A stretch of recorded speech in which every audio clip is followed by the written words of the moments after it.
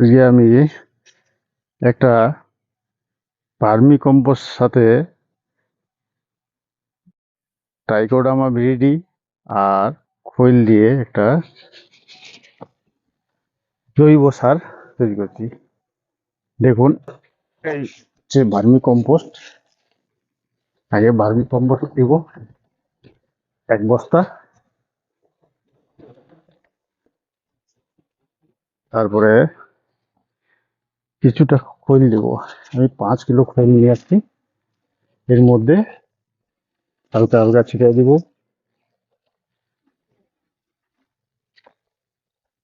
দিয়ে দেওয়ার পর ট্রাইকোডার্মা ভিরিডি, যেটা ফাঙ্গিসাইড, আমরা ব্যবহার করে থাকি। এটা কিছুটা এই লেয়ারের মধ্যে দিয়ে দিব,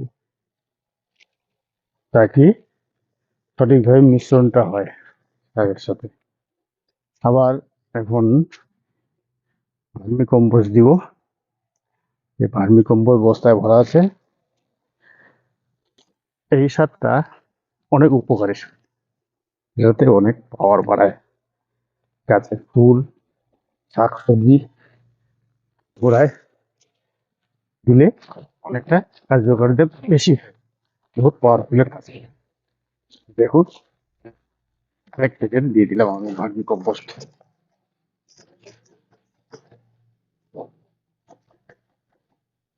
সেটার দিয়ে দেখুন যে কেঁচো আছে, এটা কেঁচো আছে। এটা পুরোপুরি তৈরি হয়ে গেছে। প্রায় 2 মাস লাগলো এই সারটা তৈরি করতে, ভার্মি কম্পোস্টটা। তো এবার আবার আমরা খৈল দেবো। যেটা আমরা মাস্টার্ড তেল বার করি, তেল বার করার পরে যে আবর্জনাগুলো বের হয় এই খৈল, এটা বহুত উপকারিতা, বহুত পাওয়ারফুল, বহুত বাড়িয়ে দেয় ক্ষমতা গাছের। আমরা এই সারটা চাপান হিসেবে ব্যবহার করে থাকি। এমনি সার তো দিই, গোবর সার। এই ভার্মি কম্পোস্ট, খৈল আর ট্রাইকোডার্মা রেডি দিলে একবারে কাজটা হয়ে যায়, যেটাতে ফাঙ্গিসাইড আর অ্যাটাক করতে পারে না। এই ড্রামটা আমি পুরোপুরি ভরে দিব। দেখুন, ভার্মি কম্পোস্ট প্যাকেট করা আছে বস্তায়। এবার আবার আমি এই ড্রামটা করে দেব। তারপরে কিছুদিন পর পর আবার নাড়িয়ে দিতে হবে। এটা কিছু দিয়ে বাঁশের দিয়ে এটা নাড়িয়ে দিতে হবে, যাতে ভালো করে মিশ্রণটা হয়।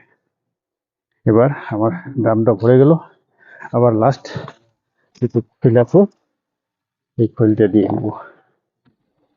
এই দিতে মোটামুটি 25 দিন, 20-25 দিনের মধ্যে এই সারটা তৈরি হয়ে যাবে। এবার ট্রাইকোডার্মা ভিরিডি দিয়ে দিলাম, 3টে লেয়ার দিলাম, এটা সারটা।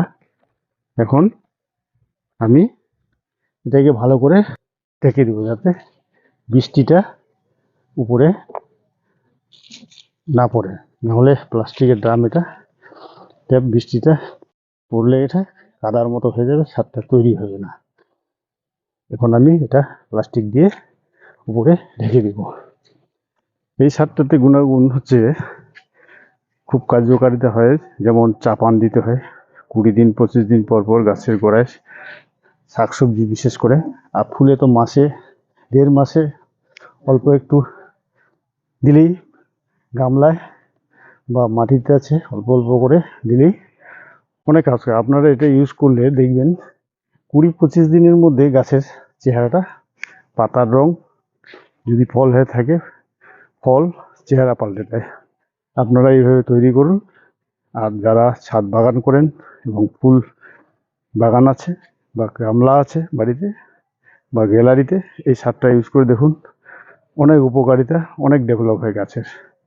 আমি শ্রী সত্যি অর্গানিক ফার্মিং তরফ থেকে, চম্পাশাড়ি থেকে বলছি। ধন্যবাদ।